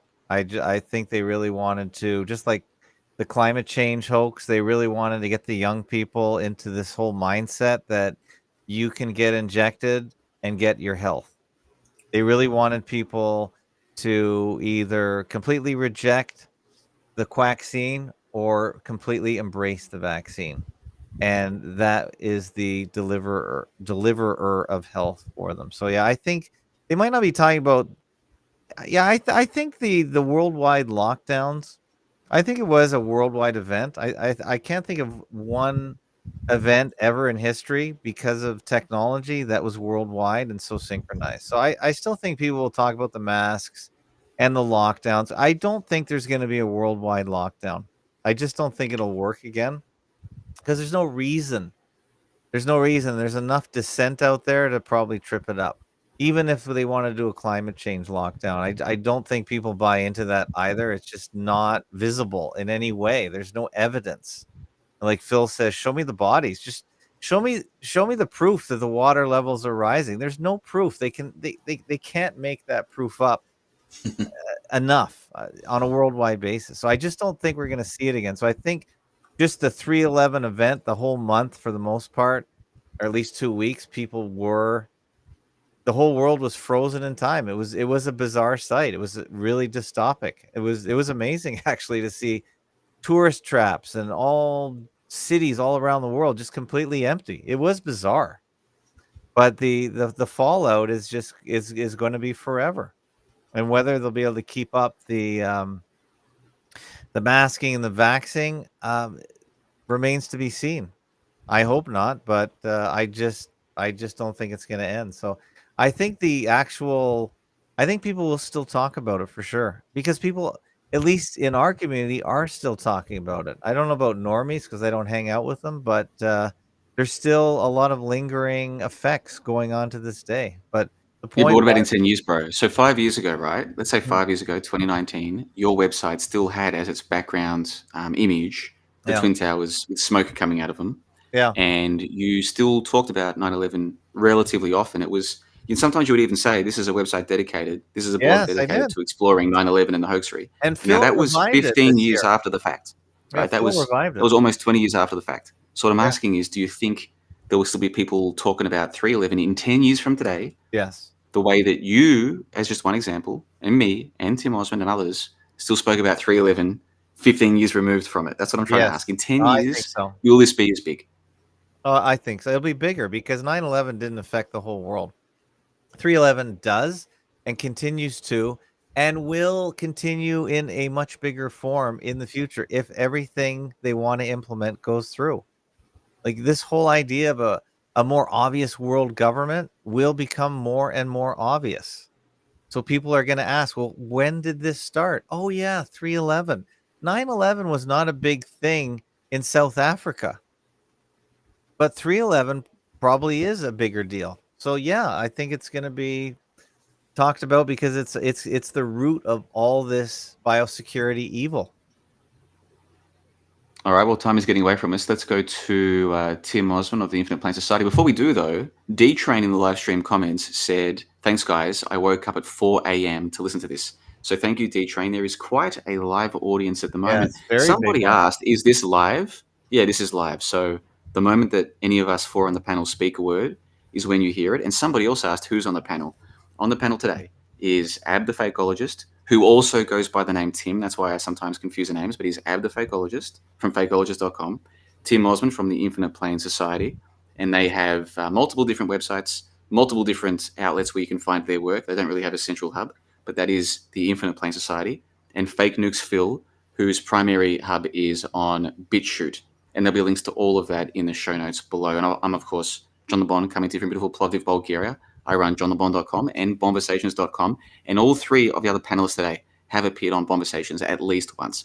Those are your four panelists. And we planned this ahead of time because tomorrow is 3/11, the 4-year anniversary of Tedros saying that this coronavirus can be categorized as a pandemic. So let's go out to Tim Osmond of the Infinite Plane Society. Do you think 10 years from now, so 15 years removed from the beginning of this nonsense, that this 3/11 event, the pandemic, the lockdowns, the masks, the jibby jabs, will still be as important among truthers and among the general public as 9/11 was before 3/11 came along. I would say that 3/11 is it's analogous to 9/11, and I think it's designed to last that long, and it'll be artificially propped up. So I think 9/11 truth, which never got it right, had been around for the 19 years from 9/11 to COVID. They were still around, still getting it wrong because it was propped up, the controlled opposition counter narrative. Similarly, I think that the counter vax, the counter COVID agenda is going to be propped up by the alt media from here on out for the next, another, 19 years from 2020. So I think it will be around, but not like they're scared of it. Like we don't talk about, oh, we're scared of terrorists anymore, but we still reference 9/11 because these are contemporary myths, contemporary superstitions. And so I think that they reset our paradigm and it's going to stay in this way. We've all lost our presumption of innocence. We're all infected to proven otherwise. And they've managed to use this to leverage in a lot of anti-free speech agendas. So I think that the 9/11 new normal is going to be with us. The 3/11 new normal, rather, is going to stay with us. But are they going to be able to repeat it? I don't think so. I'm very skeptical that they'll be able to lock us down again unless it's for some kind of nuclear fallout. That's my take All right. on it. And then Fake Nukes Phil, simple question, although it's a little bit convoluted when I try and word it the way that I do to get all the context in. But in 10 years, will the lockdowns and pandemic be as important to people as 9/11 was before this event came along to take over as the biggest event in recent history? Well, it depends on if they lock us down again, and if they don't lock us down again, this will stand out in history. It's like why'd they lock us down for a year back in 2021 or whenever it was, and so in my mind, I'm thinking they're going to have to do another lockdown because they're going to have to pretend like this is a real thing. They don't want it to be a standout in history. They got to make it like a thread. But it would be very costly and expensive for them to do it again. But maybe they've got all their money back, and they're with all this inflation that's going on. I know that rents aren't going to go down. I know that rents went up. That's what, and everybody's complaining about it in my neighborhood, and it's way expensive. People can't afford it, and so and as far as the 9/11 is the old. Here's the thing: here's what I always say: the older these events get, the easier they are to break down because they start looking like an old movie. It's just like when King Kong first came out. The gorilla looked real. But then after 15 or 20 years or 30 years, people go, oh my God, I can't believe people thought that gorilla looked real. And the same thing with like 9/11. It looked real the day that it happened. But the older it got, and once we saw the Hezer Connie film and the plane melting into the building, it's like, oh my God, that's not possible for an aluminum airplane to not break off any part and melt into the building. And not a single part fell to the sidewalk below. That's a physical impossibility. And so we didn't know that. We didn't see that. I wasn't shown that back in the day. Of course, I was working 2 jobs back in 2001. I was raising a daughter on my own. And so I didn't have time. See, I only when I got in my accident, when I had some time off, was I able to spend some time and look into these things. And I had to work on my internet skills. I had zero, like a boomer. Most boomers don't have internet skills. And so I had to break through that barrier also. And now I'm just like one notch above rudimentary. I mean, I barely get by on my internet skills, but I have enough to where I can upload videos, and that's about it. But I didn't know all this other information was out there. I didn't know there was another side of the story to World War II. I didn't know that. I was never taught it, and never in high school or college, never taught the other side of the story. And so it's very obvious that the communists won the war, and we were under Soviet propaganda. So, as I said, you're getting a lot of comments in the live stream chat about your communist remarks. There are some people in the live stream chat who don't understand the communist references. Okay, so time is getting away from us. Question number 5, and for me, this is the most juicy of the lot. Let me read the question as I wrote it in the email. The 311 sinks, so Colony, Season 3, Episode 11, Seattle's going to be ground zero for the reboot of civilization. That's a TV show that came out before 311. Season 3, Episode 11 mentions Seattle as ground zero for the reboot of civilization. In America, the first case of coronavirus, supposedly, according to the news, and or the first death were either in or around Seattle. Then you've got things like Tom Hanks is the first celebrity. He's the canary in the coal mine to get coronavirus. A few weeks prior to that, at the Golden Globes, he won this Cecil B. DeMille Award. And in his award speech, he said, whether it's 3 o'clock in the morning or 11 o'clock at night, 3:11, he goes on to be the canary in the coal mine. He's the first celebrity to get the coronavirus when he's in Australia. He was in a movie called Larry Crown. In Larry Crown, his character is called Lance Corona. In this movie, we see multiple 311s or 113s. Okay, and he is Lance Corona, Larry Crown, Tom Hanks. He's the first celebrity to get coronavirus. That's just a small sample of the 311 sinks. That's like maybe 1%. That's entry-level sinks of 311 with these celebrities, these TV shows, movies, songs, you name it. 311's up the wazoo.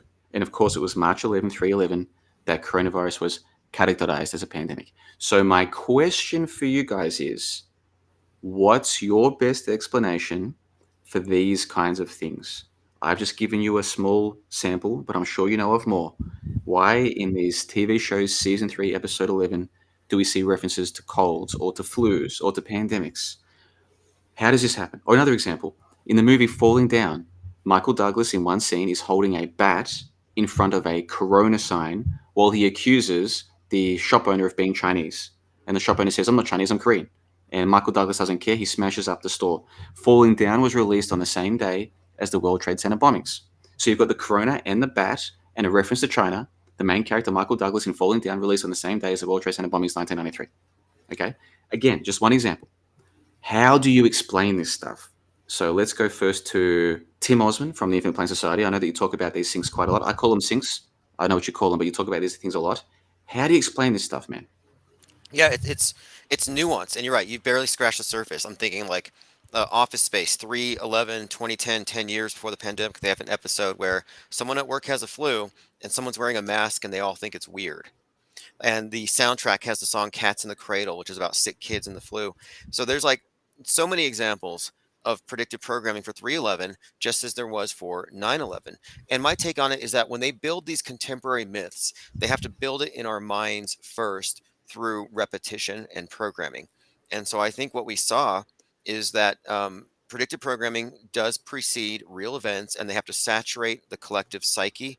And those of us who are paying attention are seeing how nuanced it is.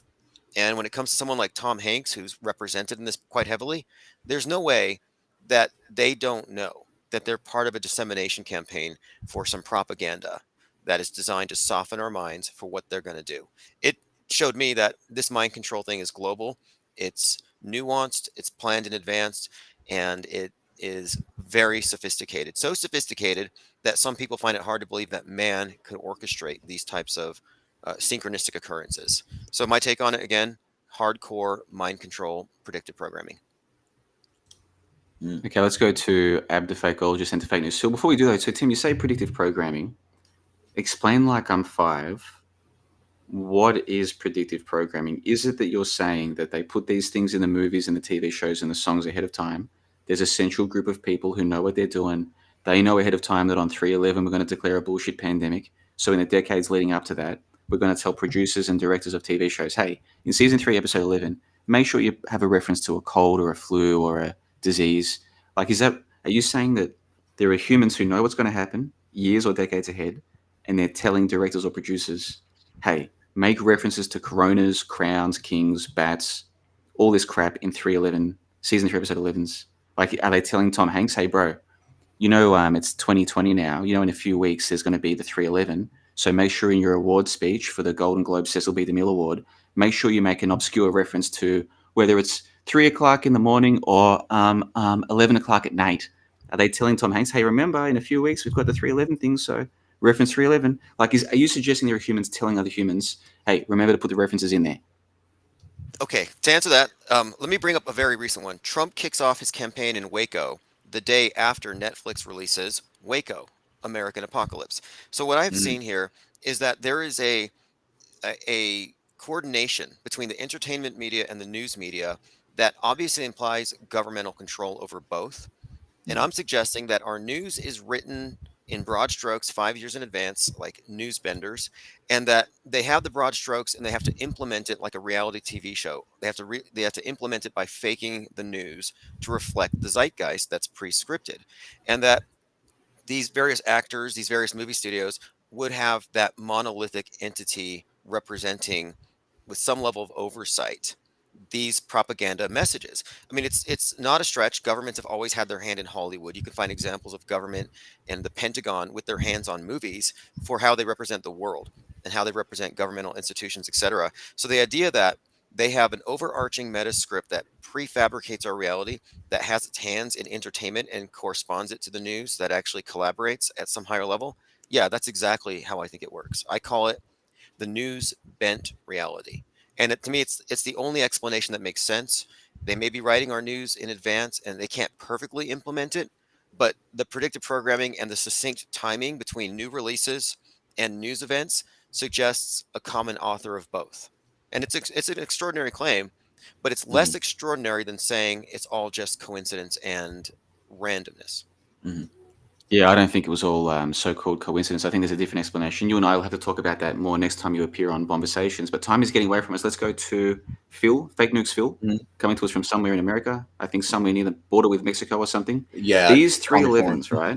Whether it's Tom Hanks or Mhm. Colony Season 3, Episode 11, these so-called coincidences, some people seem to believe that there's a bunch of humans who are ahead of time placing these references in pop culture for the purpose of seeding ideas in their minds or making it easy to get away with hoaxes later on, or there's some motive they've got to intentionally tell the other humans who they're in control of, hey, make sure you refer to 311s and crowns and kings and bats and shit.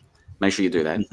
Other people say no, that's there's not humans doing this. There's some other explanation. What's your explanation, Fake News Phil? Yeah, the predictive programming. I think the World Trade Center was built to be destroyed. So when they broke ground in 1968 to build the World Trade Center, the controllers of our world knew that they were building stage props. And the Murrah building in Oklahoma City also, if you look at the way it was constructed, the corners of the building had been reinforced so that it could withstand the middle part of the building to be blown out. That building was also built as a stage prop. Edward Murrah was a Freemason from Oklahoma. So, of course, they did a stunt there. I think in World War II was even predicted in 1862 by a guy named Moses Hess. He wrote a book called Rome and Jerusalem. And in it, he predicted there'd be a war against the Aryans and the Jews would come out victorious. And that would be the New World Order at that point. So that was predictive programming also. And was Moses Hess a prophet? No. He was a Zionist. And so he had ties with the bankers. The bankers are the ones who make the events in this world happen. And so these people, yes, they know what's going to happen. This is all scripted. And the human events are staged and scripted. And it goes, so there's just those just a few examples. And yeah, I'm sure Tom Hanks, when he was definitely doing that in his little references to 3 and 11. That guy is just, he's not my fave. I mean, but then again, I don't like anybody in Hollywood. I really don't. So, but yeah, they're all controlled, and I agree with everything you're saying. Yeah. Anyway, that's all I have. Ab the fakeologist. So Tom Hanks is Larry Crown, is Lance Corona, and when he catches a cold, he doesn't turn up to class. So says the Bat, Rami Malek, who goes on to play the lead role of the show of the movie Queen. So Rami Malek is Queen, right? And in Lance Corona, Larry Crown, he's the guy who's wearing the Bat costume who says, maybe he got the flu. And they're talking about Tom Hanks, who is Larry Crown, who is Lance Corona, who is the canary in the coal mine on 311. How do you explain all of this, Ab the fakeologist? I'd like to take pieces of everyone on the panel's information. I really like Tim Osmond's idea that they have to put these ideas out there, so when they do occur, quote unquote, in real life, people are softened up to them, so they're more accepting, even if they are ridiculous ideas. I think that they use, and I agree with Phil, that it's the bankers and the people, the rich families that they represent that write the scripts. They pay for the scripts and they use the intelligence agencies. What do you think? If we're not at war with all these countries, if we're not really at war with Russia or China, then what are all these intelligence agencies and state departments doing? They are writing scripts. They are creating narratives. They are keeping us at each other's throats when we are cooperating. So they are dispatching their idols, which are the actors in Hollywood and Bollywood and NASA South and all these different agencies. They are promoting scripts. That's what they do. So when it does happen, you will be more accepting of it, even if it is ridiculous. And all these ideas about synchronizing and they just happen out of the blue are just not correct. These people are doing this out of complete and utter coordination. It is a coordinated effort through. Do you think Tom Hanks is in on it? Do you think Tom Hanks is being given scripts? Like, for example, for his speech at the Golden Globe Cecil B. DeMille Award speech, right? Because the Cecil B. DeMille Award is given once a year to somebody in Hollywood or in the film industry that has done amazing things, okay? So it's not an award for best actor or best actress or best screenplay. Every year they give this award to somebody to recognize their influence basically in Hollywood. So this year, 2020, the year in question was Tom Hanks' year.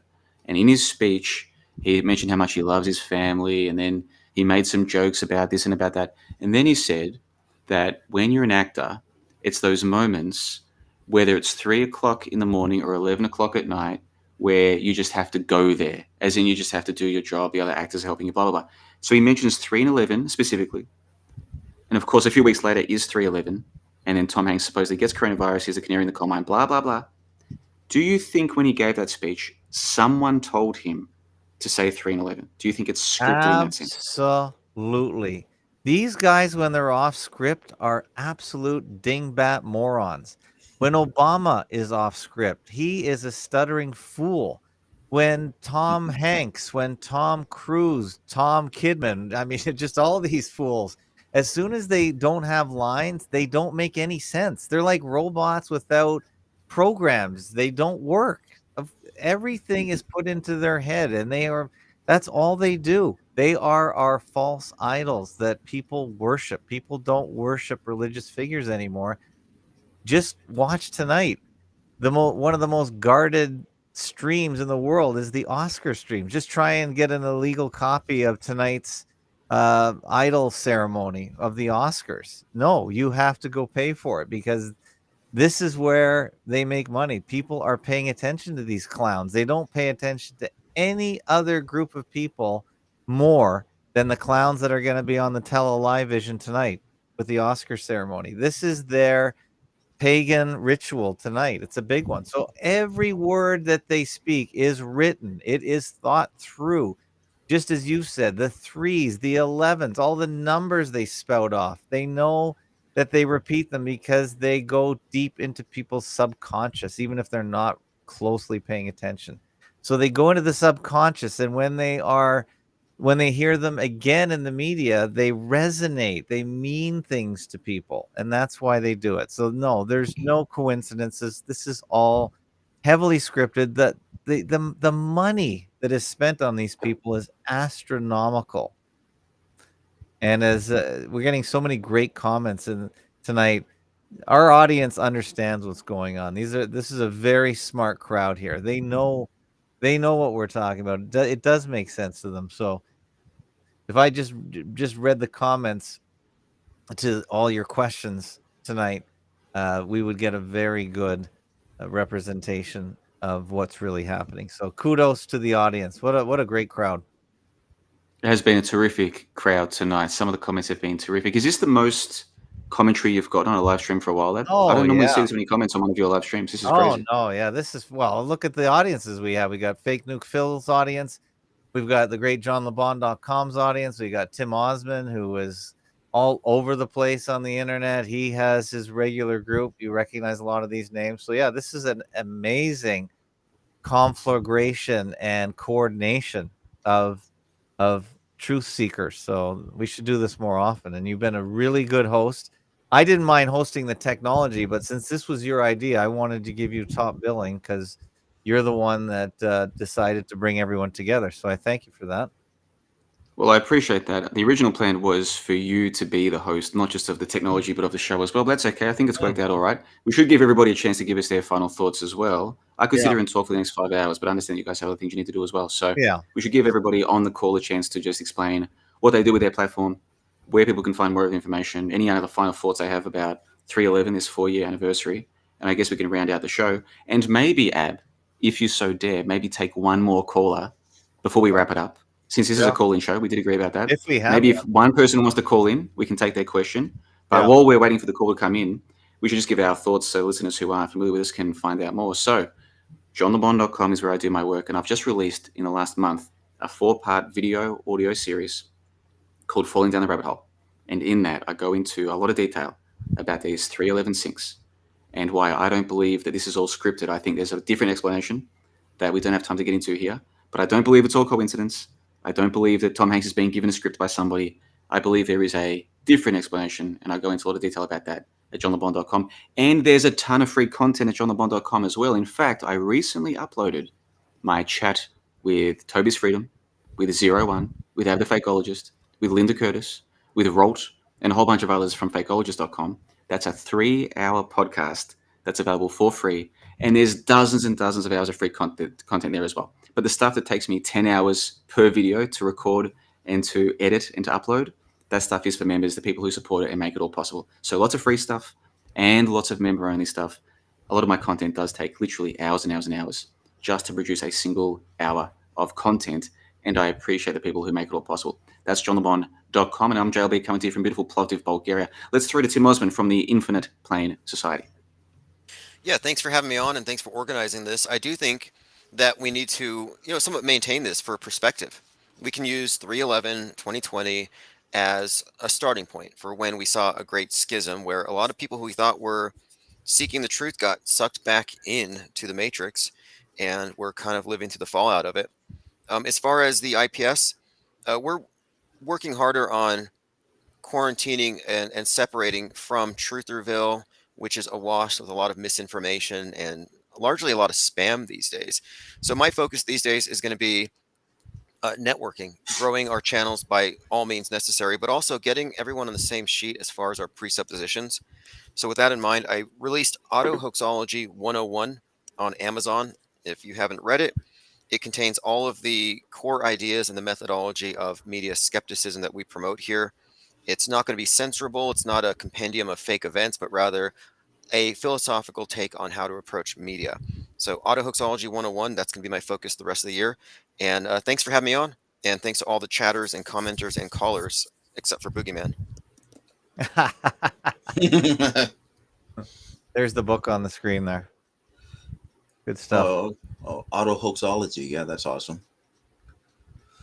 Yeah. Yep. All right. Yeah, Thanks for having me on, and nice meeting you, Phil. Fake Nukes Phil. First time talking to you, and it was really good hearing from you as well. Thanks. Yeah, you as well, Tim. Yeah. Thanks, John, for putting this together. This has been fun. It's an honor to be with you guys. You have great minds and you have great channels, and so the honor is all mine. All right. Thanks. You should tell the people about your BitChute channel in case they're not familiar with your work. Fake Nukes Phil on BitChute. Just type it in the search bar. I think I'm the only Fake Nukes Phil on there. So, and lately I've just been covering the Gaza thing a lot. And of course, I've covered the fake nuclear weapons and a lot of fake things leading up to the war, what caused the war. And of course, the school shootings and the bombings, 9/11. And but lately, this Gaza thing has got me because they're giving me so much material. All these Instagram videos, they're just throwing them at me, and I said, "Okay, well, I'll post them. If you keep making them, I'll post them." So, but you see, most people think these videos are real, but if you slow it down and look at it, these are they're putting fake blood on children, and they're pretending to rescue them out of buildings. They're blowing up buildings that are empty, and they're pretending to rescue children out of them. It's just, and they're using rubber babies. And so, only me and a few other channels, like 3 other channels, are covering it this way. And I think it needs to be covered this way because this stunt needs to come to an end, and we need to bring peace to the Middle East. Basically, there already is peace to the Middle East. We just need to tell everyone it's already there. Nobody dying. So anyway, our work continues, and we will continue. And thanks again, John, for having me on. Hey, thanks all you guys for joining. So I put this idea out to you a few days ago in an email to say, should we get together for 311? And of course, you guys, Mondays are out for most of you, whereas for me, Sunday, Monday, Tuesday, what difference does it make? So I was free tomorrow, but today worked for all of us. And this has worked out really well. So I appreciate Tim for hosting this on fakeologist.com and fakeotube.com. Of course, Tim Ab, the same guy, Ab the Fakeologist, and then Tim Osman, Infinite Plane Society, for being here as well. And then for you as well, Fake News Phil. And the audience feedback has been terrific. They're all saying we should do this more often. I think we should do this every 311 and maybe even every 911. So I think twice a year we should all get together, the 4 of us. Maybe even if we can find some other content creators who've got decent work that they can share, maybe get more people on a round table. I'd be all for it. But 311, I think every year I'll be doing something to mark the occasion. Because for me, this has been a life-changing event, maybe more so than for most people. And I think we've barely even scratched the surface of the esoteric elements of 311, which is what I focus on at johnthebond.com. But Ab, the Fakeologist, it's your platform, so you might as well get the final thoughts for this episode. It's been March 10, 2024. Big thanks to all the people who are making this possible through supporting your work and through supporting the Infinite Plane Society, and of course johnthebond.com as well. But I'm just about cooked here, Ab the Fakeologist. So you get the final thoughts, and then when you're finished, I guess that's the end of the show. Thanks to everybody for making this possible. And thank you for your idea, John. It was a great idea. Thanks for the commenters. No callers tonight. That's fine. I really want to encourage people to support independent media, value for value. Pay whatever you think the show is worth. I'm sure Phil has a way of getting donations to him, probably on PayPal. I don't know, Phil, if you have a way, but Not yet. I haven't set up anything yet. I'm doing it as a hobby right now. Yeah, but you'd probably be amazed what kind of support you'd get if you just put a little shingle out. But yeah, it's great that you're doing it for free too. I think whatever you think the show is worth, people should donate. And same with IPS, of course. He does a lot of work. John LeBon, it's his full-time job. So you should support everyone in whatever method they deem appropriate. For me, it's just you pay whatever this show is worth. I know people, I only really put it up mainly to support FAKO2 because that does cost money. I do think it's a worthwhile video platform, mainly because I do think all the platforms are controlled to some extent. Even poor Phil, he can't get much of a showing in Europe because the whole EU is blocking his channel for the most part. So this is the future. It's going to happen everywhere with this whole idea of hate speech, which is just a new set of laws they're putting on top of all countries around the world for censoring. And as Tim Osmond say, it's to quarantine ideas. Just COVID is so-called a quarantine on this so-called virus, but really it's all about locking down ideas and truth. And we really have to put a stop to that. We really have to make people aware that this is a huge problem. So we have to support all the content creators because advertisers is an old model. The old models are dying off, and we're all on a level playing field now. Phil is the same as CNN. IPS is the same as Fox News. We're all on the same platform. JLB is the same as the New York Times. We all have the same platform. We just have the problem of getting people to our website, but they don't have anything on us at all because we can analyze and disseminate news just like they can because we're all on an equal playing field for the time being. So let's support all independent content creators and let's spread the word. And we do much better as well when we collaborate. We all have differences. We all come at this from a different angle. But in general, we know that the mainstream media, the old ways of disseminating info, they are lying and they don't work for us. They work for the people that own all the marbles. So let's keep it up. Let's keep sharing this kind of information and promoting the idea that we are right and they are wrong. We are not the crazy ones. Everyone else will come to our way of thinking one way or the other. It'll just take time. So I had a really good time tonight. This has been great, and support everyone here. And my show notes will be on my website. You can click all these guys from my main page at fakeologist.com. So thanks, guys. Really great time. Yeah, good talk. All right. All the best. Have a good night.